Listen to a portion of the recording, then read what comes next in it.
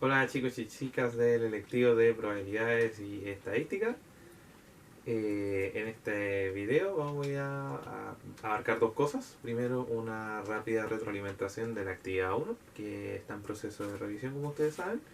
Y además voy a dar una clave conceptual llamada cápsula acerca de la actividad 2, para que la tengan en cuenta al momento de hacerla. Partamos por la retroalimentación de la actividad 1. Leyendo sus reflexiones, que dicho sea de paso están muy buenas, eh, pude darme cuenta que les llamó mucho la atención el concepto que Walter Sosa plantea acerca del error en estadística. ¿Ya? Muchos hablan de eso, lo ponen como el centro de su reflexión y me parece muy bien. Solo agregar y destacar y darle un contexto al ramo de que efectivamente ese error también tiene un lugar destacado en lo que es nuestro ramo. El primer semestre nosotros vamos a estar viendo sustancialmente lo que es estadística descriptiva. O sea, tratamiento de gráficos, construcción de gráficos, de modo que nosotros estamos describiendo cómo son los datos. En estos primeros meses no vamos a hablar propiamente de los errores, no van a salir. Van a estar ahí, vamos a tener cuidado con ellos, pero no los vamos a analizar. Porque en el segundo semestre es donde nosotros vamos a partir con lo que es estadística inferencial. Los datos nos van a poder decir cosas que nosotros vamos a poder predecir o inferir. Y eso obviamente va a tener un error. El error, más allá, como se vio en el video que está presente en la estadística, no significa que uno acepte cualquier tipo de error. El error lo vamos a trabajar matemáticamente, vamos a definir márgenes para ese error, conclusiones que se pueden obtener con ese error, etc. Para que sepan cómo va a ir variando nuestro curso, y de primer semestre a segundo semestre va a haber un cambio bastante fuerte en lo que es la forma de ver la estadística. Son dos estadísticas bajo el mismo razonamiento estadístico, distinto del matemático, pero bastante distintas. Segundo, eh, lo único que por ahora ha hecho que algunos trabajos estén insuficientes es la mala lectura de las instrucciones, sobre todo en lo que es la parte 2. En la parte 2 yo les pedía explícitamente 3 puntos. Primero, buscar un ejemplo de uso contextualizado. O sea, no servía poner un gráfico con números y nada más. Segundo, indicar los elementos claves de dicho gráfico. Y tercero, indicar a lo menos una utilidad de dicho gráfico.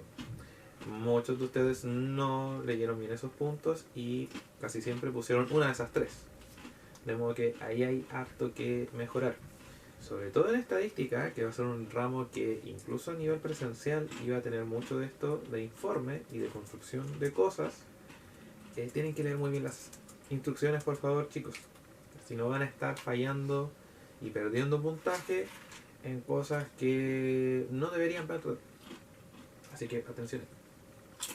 Pasando ahora a la cápsula en sí, quiero hablar acerca del concepto clave que dirige la actividad 2. La actividad 2 cumple dos objetivos. El primero es interiorizarlos en el manejo de Excel para la construcción de gráficos y una primera bajada a lo que es la exploración de datos.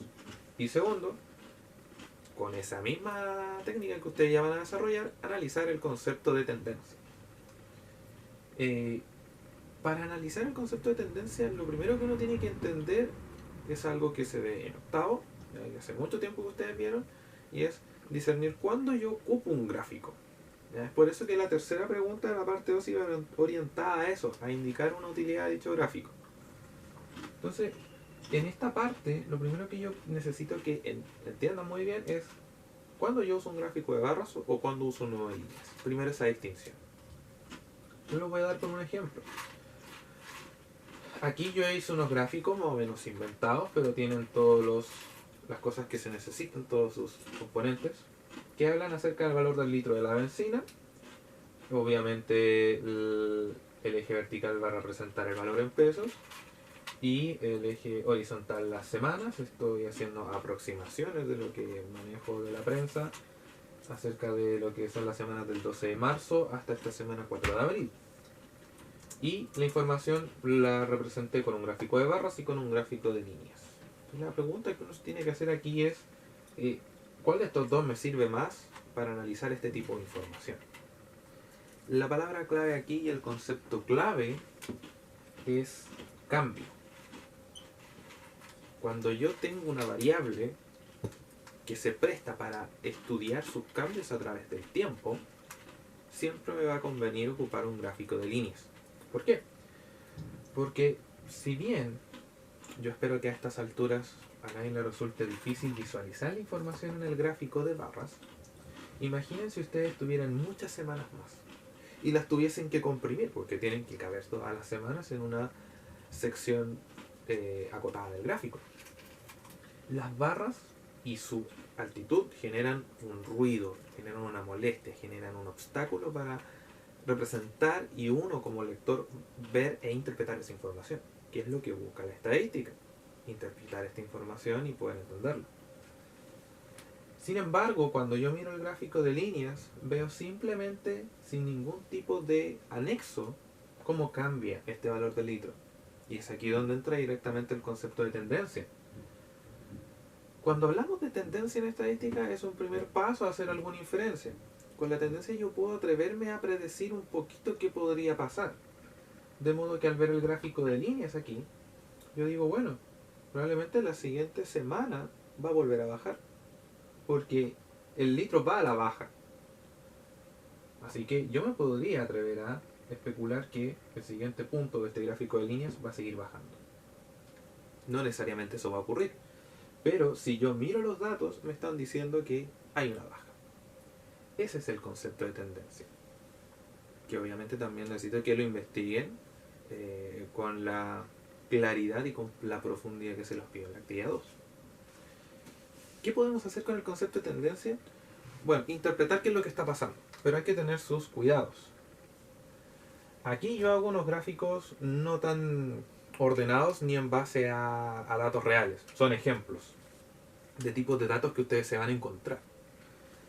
Y por ejemplo acá yo puse el contexto de que estos son precios de metales, no sé, pongan ustedes cobre, plata, litio, oro, etcétera, a través del tiempo y su variación en pesos.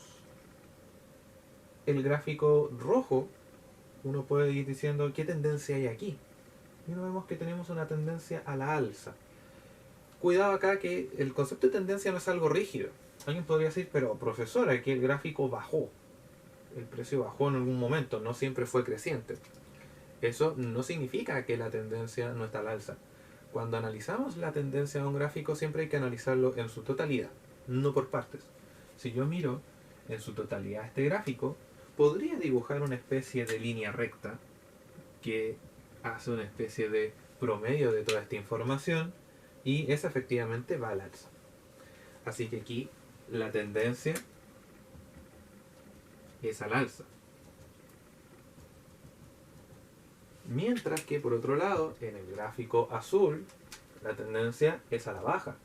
Nuevamente hay sectores en donde se ha subido de precio de una semana a otra, o de un día a otro, porque no especifiqué si esto era días o semanas.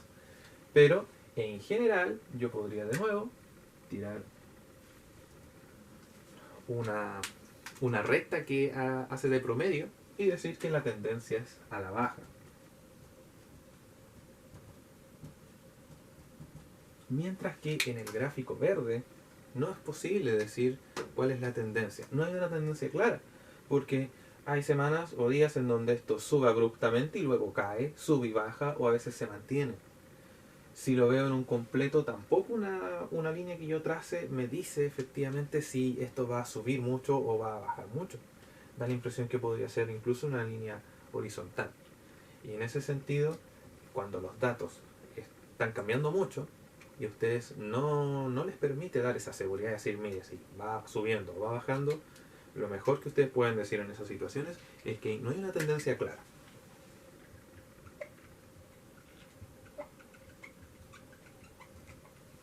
Es de vital importancia que no se salten la parte del análisis de la investigación y del análisis de la tendencia en su gráfico, en la construcción y en todas las preguntas, porque es en base a este concepto teórico que yo además los hago trabajar.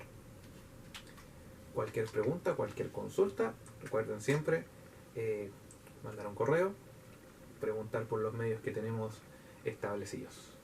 Nos seguimos viendo.